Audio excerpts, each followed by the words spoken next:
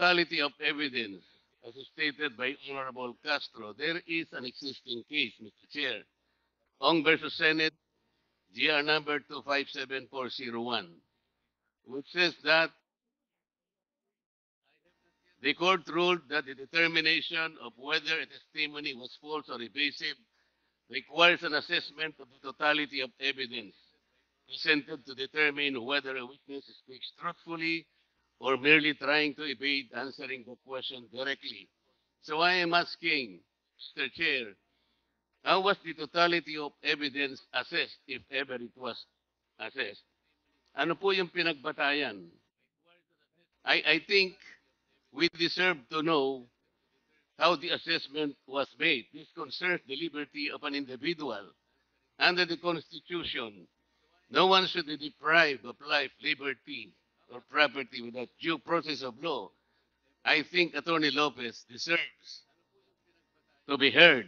Ano po yung assessment na ginawa ng chair o ng committee? Kasi po, ang nabasa ko lang o nakita ko, Mr. Chair, Attorney Lopez wrote the COA explaining the position of the OVP that the audit observation memo is not conclusive, which means, Mr. Chair, Attorney Lopez is merely explaining the nature of an audit observation memo. If I were the lawyer of the OVP, I would have done the same because I think the very nature of the AOM, it is not final and executory.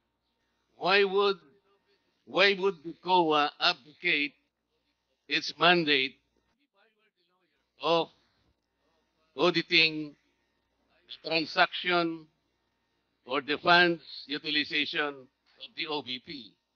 Why would the committee, Mr. Chair, arrogate upon itself the very mandate and responsibility of the Commission on Audit?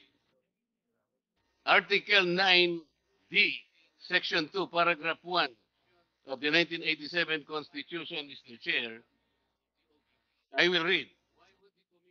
The Commission on Audit shall have power, authority, and the duty to examine, audit, and settle all accounts pertaining to the revenue and receipts of expenditures or uses of funds and property.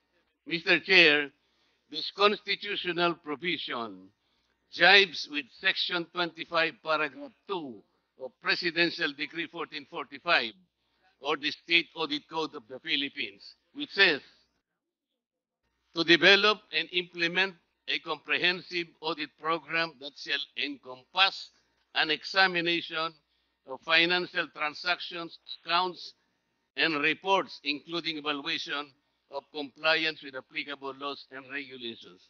Meaning to say, Mr. Chair, the mandate and authority to audit accounts on the expenses or expenditures of government is only the COA. I believe it is my respectful submission, Mr. Chair, that this committee usurped that particular mandate and that will now put the Commission on Audit positions in a compromise, Mr. Chair. How will you now assess the authority, the integrity, and the mandate? It is an independent constitutional body which mandate rests upon them. And I think the audit observation memo, Mr. Chair, is still under process by the committee, by the Commission on Audit. Why would we take that responsibility from the Commission on Audit? Why don't we allow the process to proceed and complete that investigation? I am raising a constitutional issue before this committee, Mr. Chair.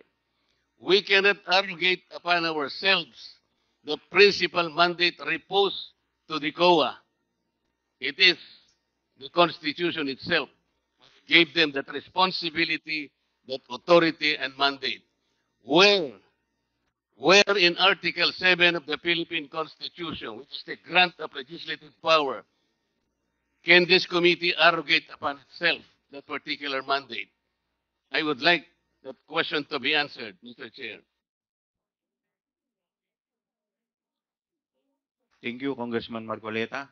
The chair would like to recognize the Honorable Congressman Paduan. Thank you, Mr. Chairman. Mr. Chairman, just to clear it out with regards to the jurisprudence that was cited by the Honorable Marcoleta with regards to Ong versus Senate. That is true. No, that the resolution of the Supreme Court favors Lincoln Ong, but that is a question of due process because Lincoln Ong was that time was cited in contempt. Now, question the case of Mr. Chair, I direct Ano the po? question to you. I am not yet finished my manifestation or answer to the query of the Honorable Marco Lueta. Mr. Chairman. Mr. Please Chair, wait was to be the recognized. Honorable Congressman Marcoleta would like Chairman. to recognize. Mr. Chairman, I have all the Mr. right. Chair, Paduano, you the have the question was addressed.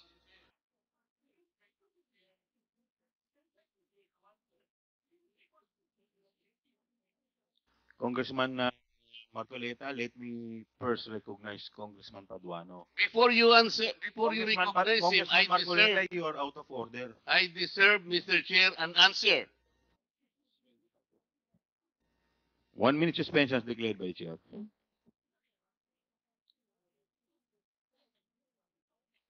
Bakit sa'yo?